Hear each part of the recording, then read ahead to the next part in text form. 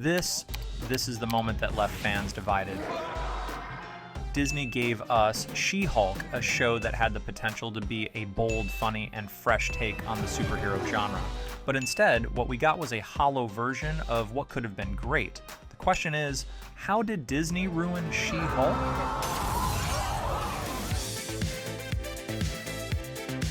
Right off the bat, She-Hulk had all the ingredients to be a groundbreaking success.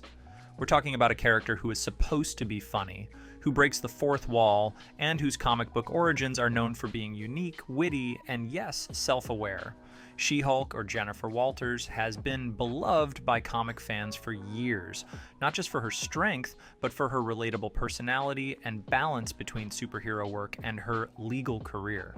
But somehow, Disney managed to take all of this potential and package it in a way that left fans scratching their heads. Why? How did a character that could have been a comedic powerhouse turn into one of the more controversial entries in the Marvel Cinematic Universe, MCU? The answer lies in three key reasons: overconfidence without vulnerability, humor that just didn't land, and a supporting cast that fell flat.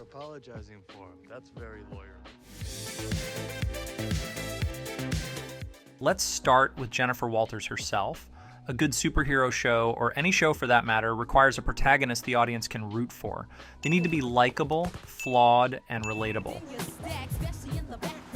One of She-Hulk's biggest problems, though, is how Jennifer is portrayed right from the start. Overconfident, dismissive of those around her, and worst of all, lacking the kind of vulnerability that draws viewers in. Look at the first episode, for example.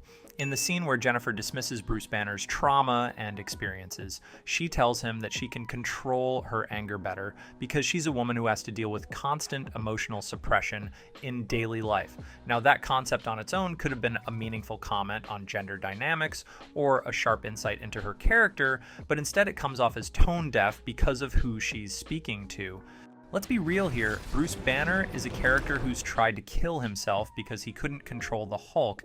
He's been hunted by the government, sent to another planet, and endured more trauma than most MCU characters combined.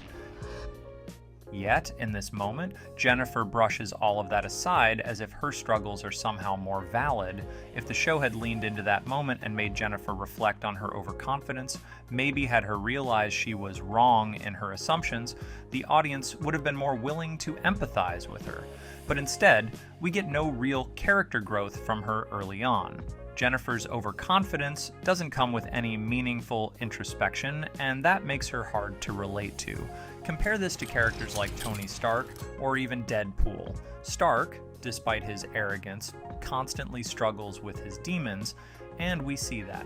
Deadpool, with all his bravado, is constantly undercut by his own vulnerabilities, which makes his comedy hit harder. She-Hulk, on the other hand, doesn't offer that same level of emotional complexity early enough in the series. Comedy is one of the trickiest things to get right in a superhero show. When it works, it can make a character iconic, like we've seen with Deadpool. When it doesn't, it can alienate audiences. Unfortunately, the humor in She-Hulk fell flat for many viewers, and a big part of the problem is that the writers didn't seem to understand how to blend humor into the superhero genre effectively. She-Hulk, as a character, has always been funny in the comics. Her fourth wall breaking predates Deadpool's, and her quips have been a defining feature of her personality. But in the Disney show, the jokes often feel forced, lazy, or out of place. He almost tasted that. Num num num num, eat it up. Go play okay, 3, 2, 1. This is a perfect example. Now, I get it. This scene was designed to be viral, to grab attention, and it certainly did. But that doesn't mean it was good storytelling. The twerking scene wasn't just out of character for Jennifer Walters, it was also completely disconnected from the tone of the rest of the show. It didn't add to her development or the plot. It was there solely to create social media buzz. And then there's the fourth wall breaking. It's something She-Hulk is known for, sure, but the execution in the show feels half-hearted. When Deadpool breaks the fourth wall, it's clever and often meta commentary on the superhero genre itself. But when Jennifer does it, it's often for a cheap laugh, or just to acknowledge the audience without adding much insight. The fourth wall breaks in She-Hulk lack the wit and sharpness needed to make them feel clever. Take this moment, for example. It's an attempt at being self-aware, but there's no punchline, no real engagement with the absurdity of her situation. It's as if the writers knew they needed to include fourth wall breaks, but didn't know how to make them meaningful or funny. In the end, it comes off as a gimmick rather than a strength of the show. Now let's talk about the supporting cast. In a great comedy, the lead character isn't the only one who carries the jokes. There's a team around them, bouncing off each other, building up comedic momentum. Think of Deadpool and Weasel, or even Iron Man and his banter with characters like Pepper Potts and Happy Hogan.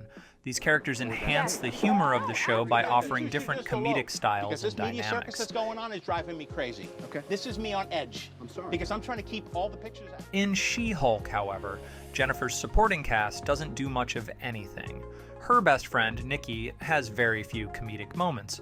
Her co-workers, Pug and Mallory, don't provide any memorable humor either. None of these characters really bounce off of Jennifer or add to the comedy.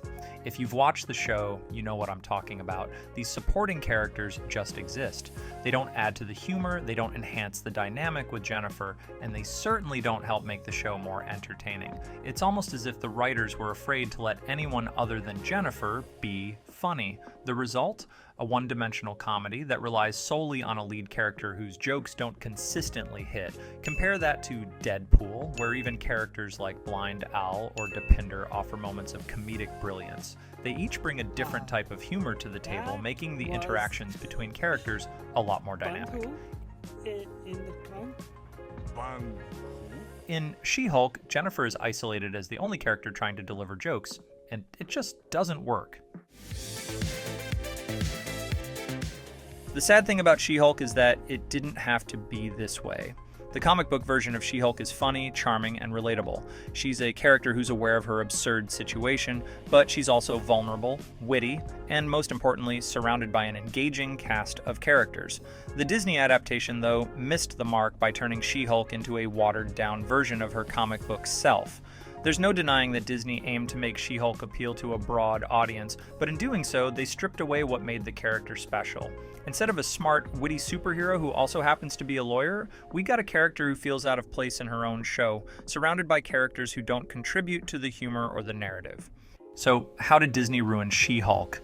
They took a character with immense potential and bogged her down with poor writing, weak jokes, and a supporting cast that added nothing to the story. They made her confident without the vulnerability that made her relatable in the comics.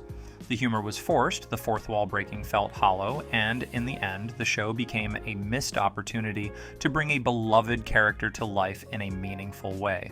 But that's just my take. What do you think? Did Disney ruin She-Hulk?